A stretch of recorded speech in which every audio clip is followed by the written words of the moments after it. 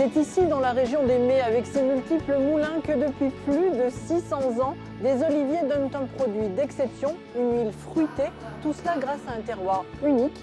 Nous avons rendez-vous avec un oléiculteur, c'est l'heure de la récolte, il va nous expliquer cette spécificité. Il y a une taille spécifique qui a été adaptée justement à ces nouveaux systèmes de récolte, avec ces peignes qui sont très pratiques puisque ça évite d'avoir besoin d'échelle, donc on n'a plus besoin de monter dans les arbres et tout ça, donc c'est beaucoup plus pratique. Mais ça a nécessité d'adapter une taille avec des rameaux un petit peu plus longs et les doigts des peignes vont un petit peu fouetter ces branches et faire tomber les olives. Qu'est-ce qu'il y a de spécial ici qui fasse qu'on ait cette huile d'olive très particulière?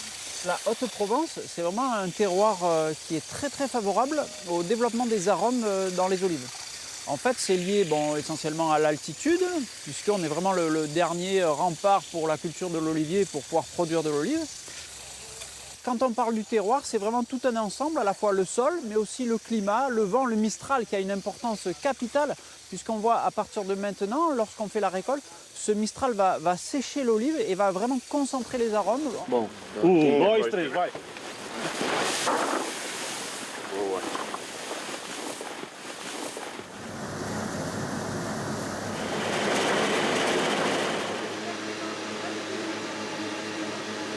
Bon alors Sophie, cette huile, on la goûte maintenant? Oui, on peut goûter. Voilà, là, on est au bout de la chaîne de fabrication.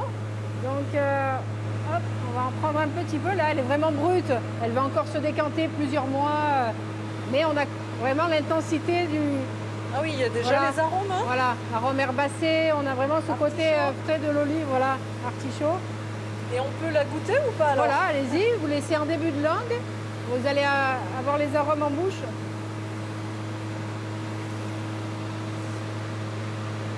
Voilà, vous ventilez un petit peu. Elle est très herbacée, Voilà, hein, là. très herbacée, il y a une amertume. C'est une huile de caractère. Voilà, une huile un peu montagnarde de caractère.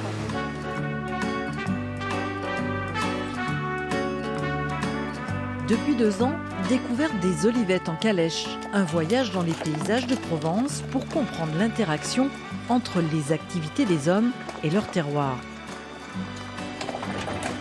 Alors les Mets est la première commune oléicole de Provence avec 80 000 pieds d'oliviers.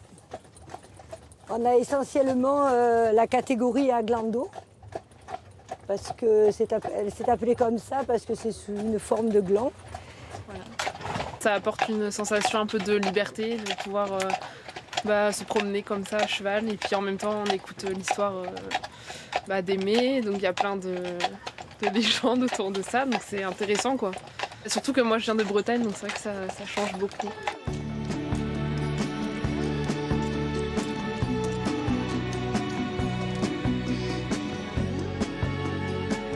Moins connue que celle des Baux-de-Provence ou celle de Nyons, l'huile d'olive de Haute-Provence gagne petit à petit en renommée. D'ailleurs, à l'étranger, on ne s'y trompe pas, elle a été plusieurs fois primée aux États-Unis comme au Japon.